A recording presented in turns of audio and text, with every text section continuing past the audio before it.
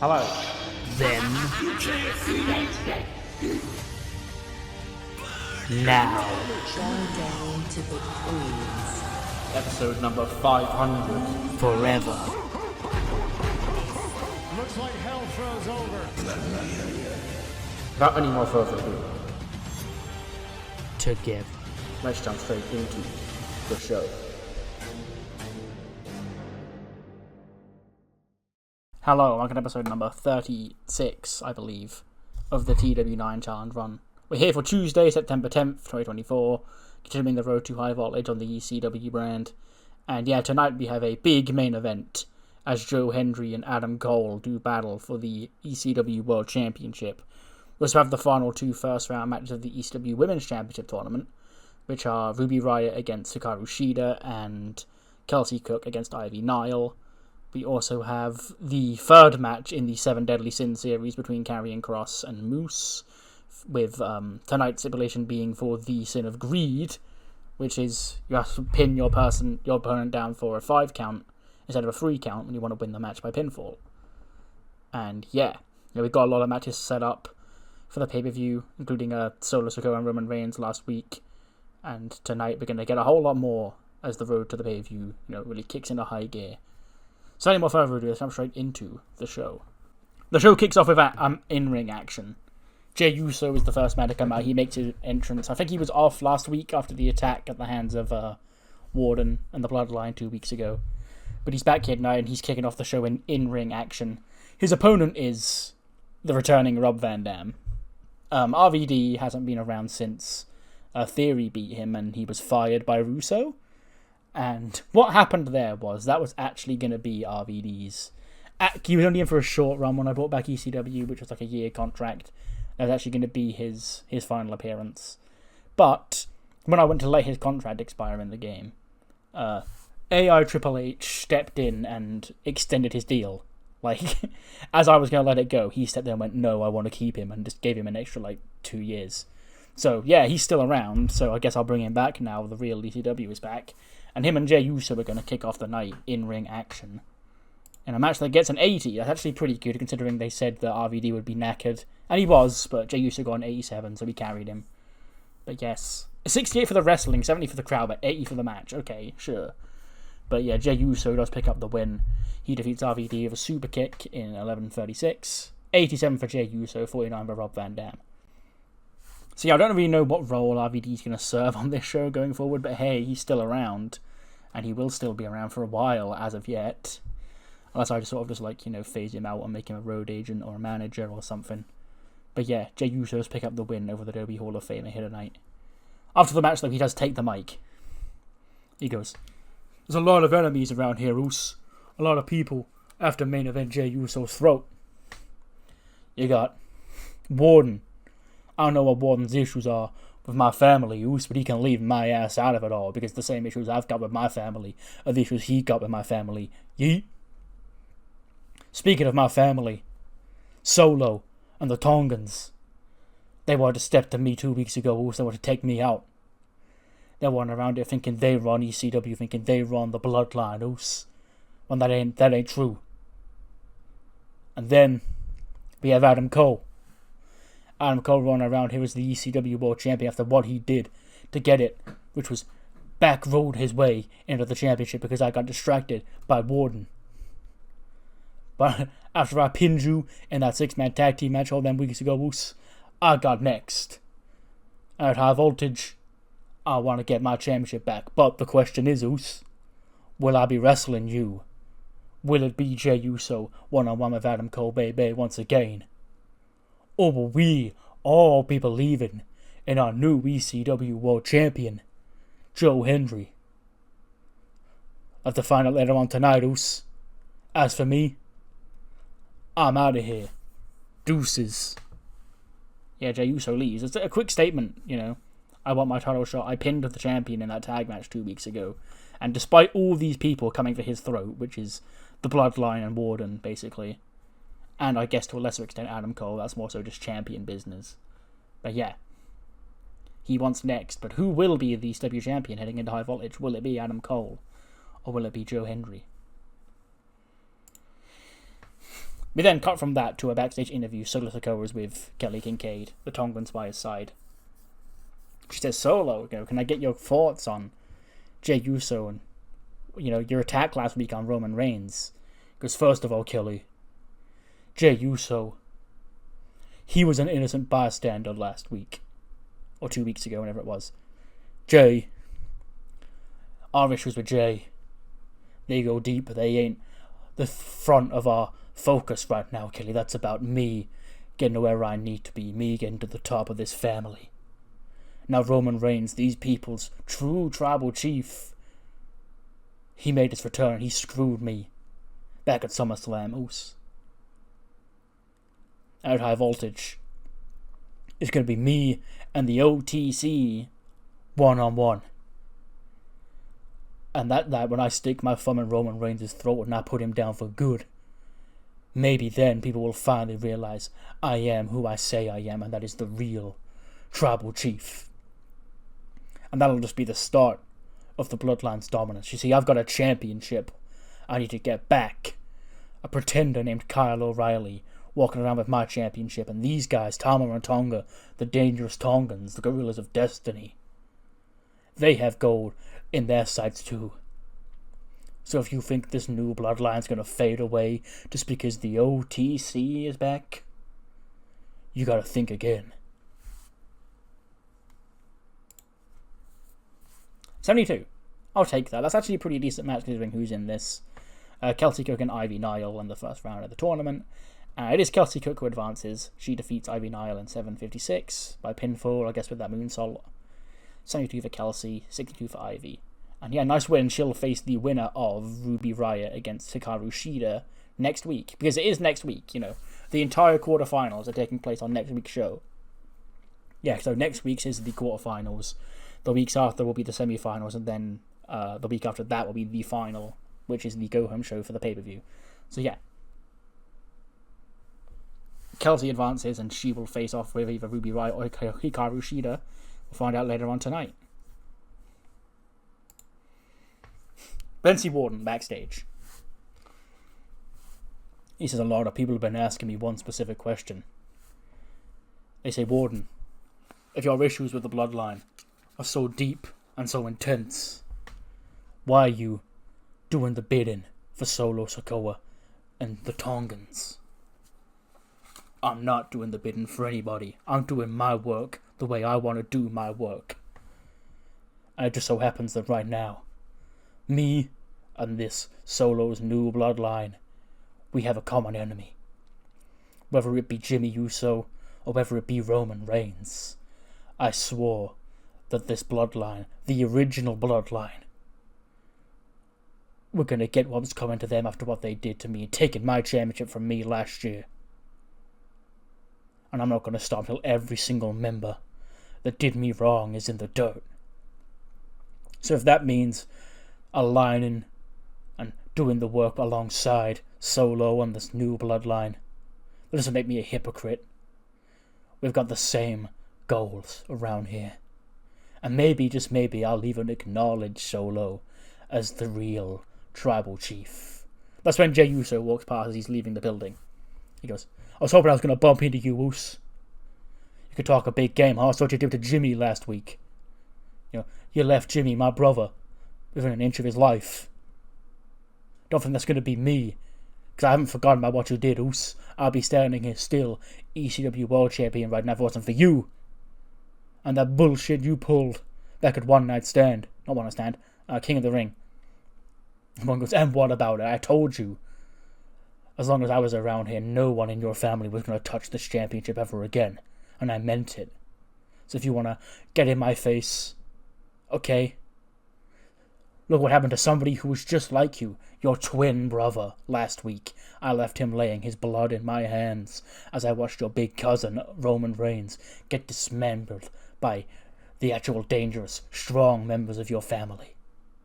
Jay goes, listen, I ain't got no love lost for Roman Reigns, okay? They can beat that guy's ass all I care. I've got issues with you. And if you've got issues with my brother, that's my brother's business, Oos. Keep my nose out of it. But when it's time, I'm coming to kick your teeth down my throat myself. And he just walks off, and Ward's like, hey, looking forward to it, buddy. And then get a quick backstage promo. ZSJ and the Grizzled Young Veteran. The Grizzled Young Vets walked up to ZSJ, and he goes, hey, last week we were in action, myself and Jagger, against the Gorillas of Destiny, a team you know all too well. It's like, let me guess, I saw it. You want to come here and talk about what happened after the match with Mustafa Ali and all that shit, that bullcrap that he's spitting. Because listen, he did, make a point that our careers so far, since joining alongside you, have not really gone the way we wanted them to, but he's not much of a leader himself. He only cares about himself. He only cares about making sure he's the one in power. We're friends around here, you're the greatest wrestler here on ECW, and you will get back to championship glory one day, and we'll be by your side as you do that.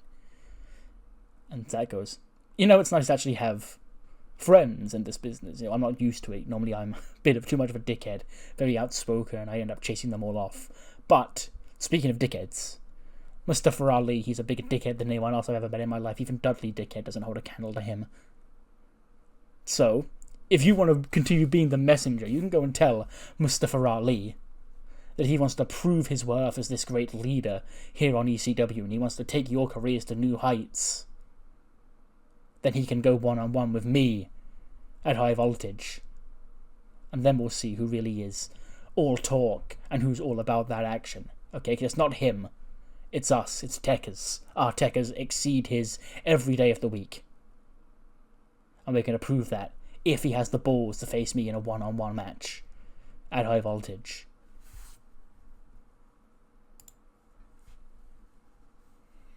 Oh, do I not click next segment? Okay, apparently not. 70 rating. That's actually decent. Karrion Kross and Moose, Part 3, the third match of their their 7 Deadly Sins series. And Moose does go 2-1 up. He secures the victory tonight with the Game Breaker in 10:28. 68 for Karrion Kross, 53 for Moose. 1, 2, 3, 4, 5. I don't know, there's not actually a stipulation that's like pins him for a 5, because it's just a pinfall win. But, we know that was the stipulation.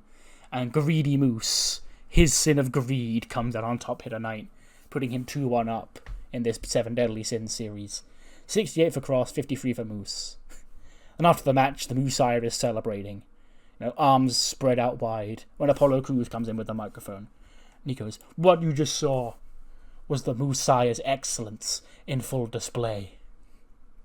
Now Kross, he put up a hell of a fight, but it turns out on tonight, Moose's greed was better than even Karrion Kross's. But after such a hard-fought battle, they say on the 7th day, God rested. And that's going to be next week, on the 4th week of the 7 Deadly Sins series, our Moose-Sire shall rest. For I will step in and compete on the Moose-Sire's behalf. The sin of sloth will get the better of Moose next week as he sits back and watches his devout follower, Apollo Crews, take on whoever Karrion Kross can find to do his bidding for him. So yeah, next week will be the 4th match in the 7 Deadly Sins series, but they won't be wrestling themselves, because sloth, lazy. So Apollo's going to wrestle on Moose's behalf, and Karrion's got to find someone to wrestle on his behalf. So yeah, pretty fun. This feud continues to be one of my favourite parts of ECW.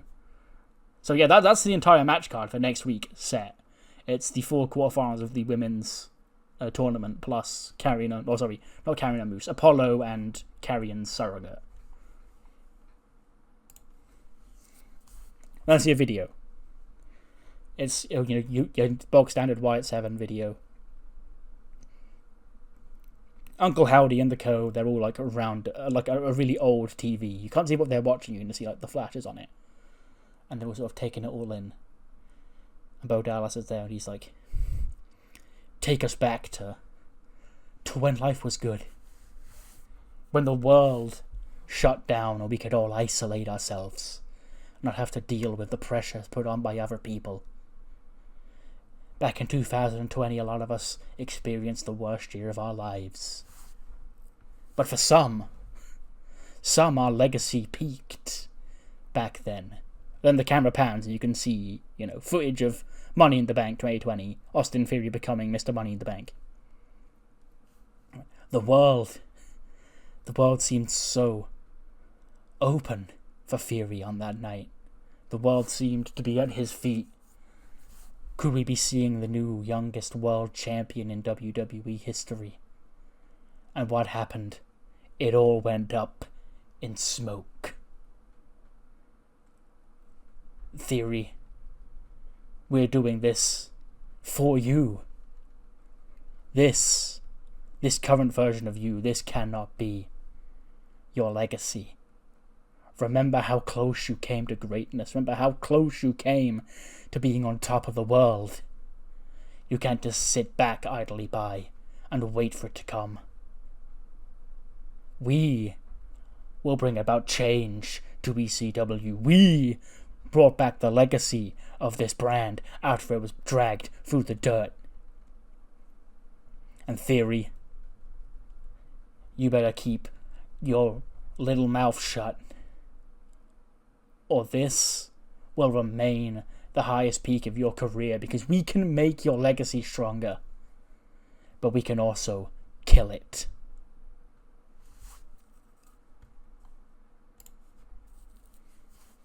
We then see Karrion Kross stressed out for his defeat. Kelly Kincaid walks out and goes, Karrion, didn't go your way tonight. He goes, I know it didn't go my way tonight. Huh? I thought this Messiah was supposed to be cleansed of all sins. But yet that greedy bastard's out there pinning me down for longer than he needed to. What? Because so we can rub it in, so we can look tougher than me? Let me get one thing straight, Kelly. Nobody's on my level when it comes to being tough. Okay? So I see he's a sloth next week. He doesn't want to wrestle me because he knows he got lucky tonight.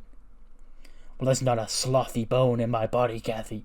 And then Joe Gacy walks in and goes, Hey, Karrion. Hiya. You came up short tonight, buddy. I was a little bit unlucky of you. But hey, I still believe in you. I still believe in the hate that flows through your veins. But I see that next week, your sins of sloth are going to come out on full display. And if you don't want to wrestle in that match, don't worry. I'll wrestle for you. And Karrion goes, I'm more than happy to do it myself, kid. I didn't appreciate you last week coming in to help me.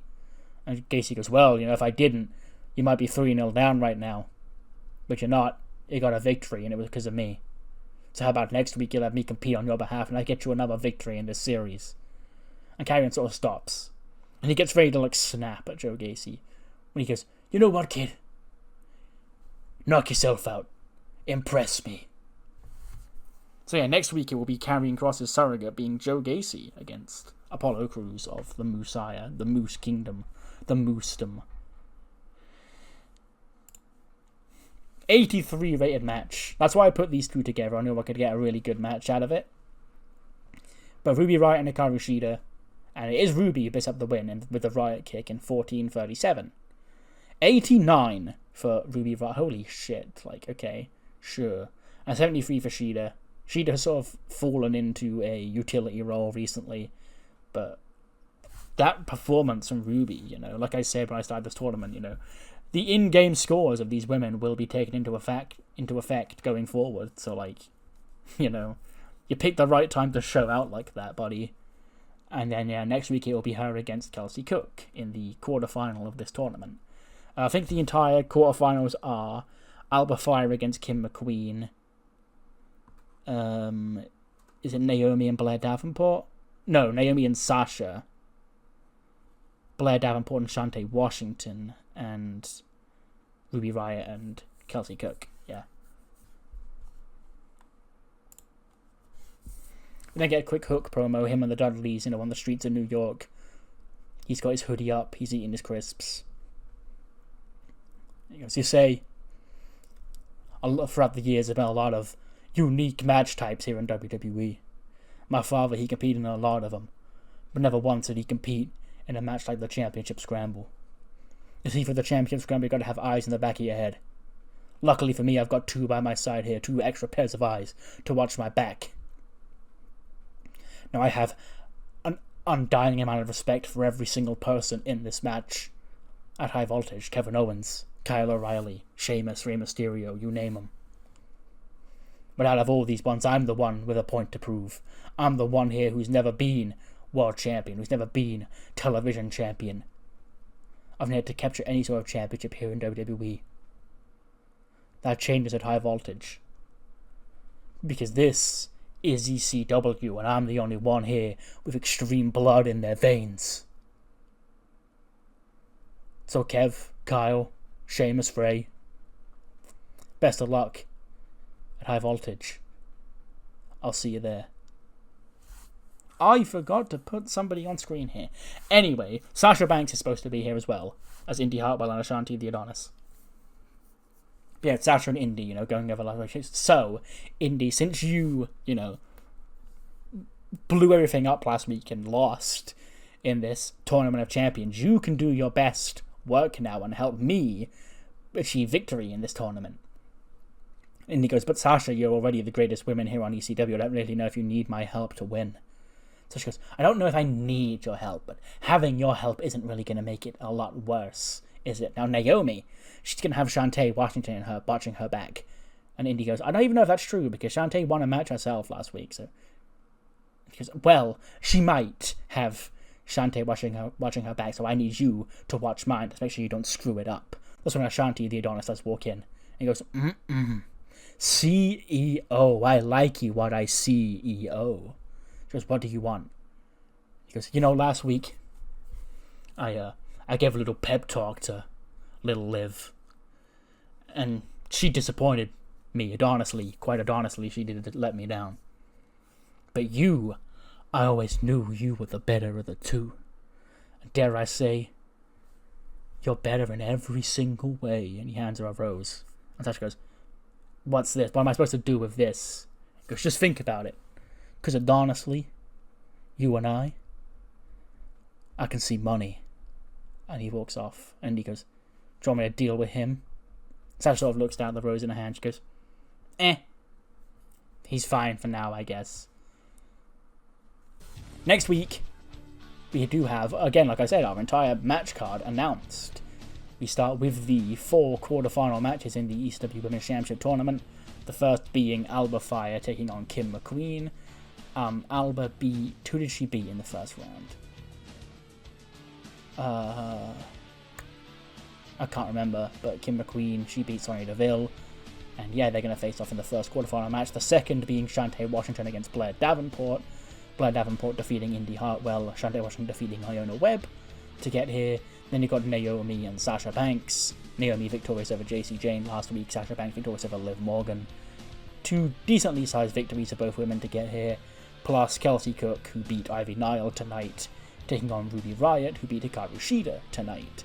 And you also have match number 4 in the 7 Deadly Sin series. The Sin of Sloth has taken over our 2 competitors. Neither of them will be competing next week. It will be Apollo Crews, the surrogate of the Messiah, against Joe Gacy, the reluctant surrogate, I guess. Well, no, he's not reluctant, but Karrion is reluctant. The surrogate regardless of Karrion Kross. And then moving on to High Voltage, we have a couple of matches set for that show, including, announced last week, the Battle of the Tribal Chiefs, as the OTC, the one true chief, Roman Reigns, battles the wannabe fake Tribal Chief, Solo Sikoa, plus, made official after tonight, Warden and Jimmy Uso. Should Jimmy Uso be good to go for High Voltage, after that attack at the hands of Warden on the closing segment last week? If he can make it to High Voltage, it will be Jimmy Uso one-on-one with Warden on the show, plus another singles grudge match set for the show as ZSJ and Mustafa Ali collide one-on-one after weeks of back and forth between the two men. We then cut backstage Joe Hendry. He's cutting the promo where he walks through the hallway, through the curtain, the one take promo. He goes, when I first debuted in the Royal Rumble match last year, a lot of people didn't believe in me at that moment in time. They said, who the hell is this guy? What's he doing in my Royal Rumble? But here we stand nearly 2 years later, and there's more believers out there in the crowd than ever before. All those people who sing along with me, who've believed in me every step of the way, from debuting to becoming champion right now. This is our moment. This is for every believer in Joe Hendry around the world. I want you to put your hand up against the TV screen right now. Feel that belief flow through every single one of you. Get your hands ready, your vocal cords cleared. Because I'm going to need you louder and waving your hands more aggressively than ever. As tonight, we make a champion of all those believers. His theme song hits. And we have our main event, Joe Hendry challenging Adam Cole for the ECW World Championship. Gets an 86. Sure, we'll take that. Yeah. 93 for Adam Cole, 73 for Joe Hendry. So yeah, obviously people don't expect Joe Hendry to win this. You know, he's by far the underdog. And he's already the ECW Tag Team Champion.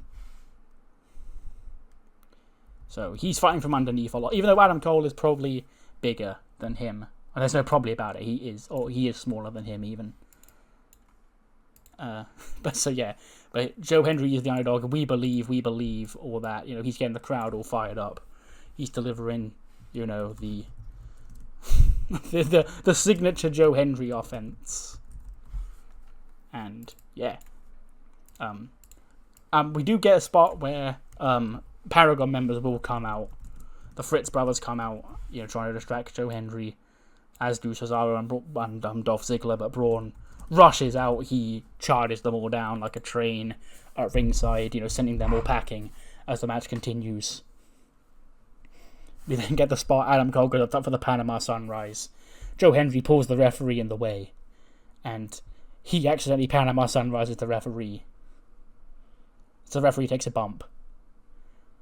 And that's when, you know, the rest of the Paragon, they get back to their feet, they try and fight off with Braun. It's 4-on-1, Braun, you know, just about gets isolated. But so they're now out of the picture, it's just Adam Cole and Joe Hendry 1-on-1.